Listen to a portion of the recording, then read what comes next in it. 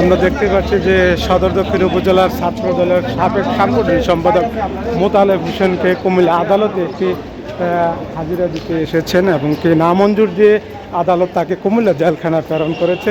আমরা তার আইনজীবীর সাথে কথা বলবো। সেটা হচ্ছে বিগত 19 তারিখে একটি ঘটনা ঘটে, চাঁদাবাজিকে কেন্দ্র করে মূলত এই ঘটনাটি ঘটা এবং প্রশাসনের নাম ভাঙিয়ে একটি দল, একটি গ্রুপ চাঁদাবাজি করিয়ে আসিতেছিল।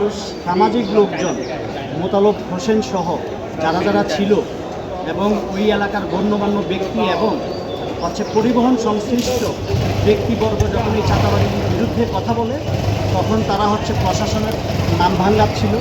যখন দীর্ঘ প্রতিবাদের পর সঙ্গীয় অনেকজন চলে যায়, পলাতক হওয়ার পরে রিজওয়ান নামের এক ব্যক্তিকে ওই মোতালেব হোসেন সহ অন্যান্য ব্যক্তিবর্গ আটক করে। আটকের এক পর্যায়ে উনি বলতে শোনা যায় যে উনি পুলিশের লোক, এই জন্য এই মর্মে চাঁদাবাজি করতে আসছিলেন। পরবর্তীতে এই বিষয়টাকে নিয়ে পুলিশকে থানায় কল দেওয়ার পরে এবং আসামিরা অর্থাৎ যেই মামলাটা হয়েছে তারাই পুলিশকে কল দিয়ে ওই ব্যক্তিকে আটক করানো হয়। আটক করে পুলিশ যখন নিয়ে যায়, যাওয়ার পরে উল্টা মিথ্যাভাবে দুইটা মামলায়, জিয়ার মামলায় তাদেরকে ফাঁসানো হয়।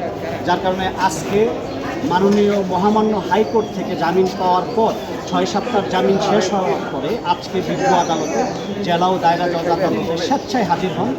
আইনের প্রতি শ্রদ্ধাশীল হয়ে হাজির হওয়ার পরে আজকে লার্নেড কোর্ট দুইটা মামলার একটি মামলা থেকে সবাইকেই জামিন প্রদান করেন এবং অপর যে মামলাটি পুলিশ কর্তৃক বাদী হয়ে করা হয়েছে ওই মামলা থেকে 4 জন আসামিকে জামিন প্রদান করা হয় এবং 2 জন আসামিকে সিডব্লিউতে জেল হাজতে প্রেরণ করা হয়। আমরা মাননীয় আদালতের প্রতি শ্রদ্ধাশীল এবং আমরা এটা নিয়ে পরবর্তীতে আবার জামিনের জন্য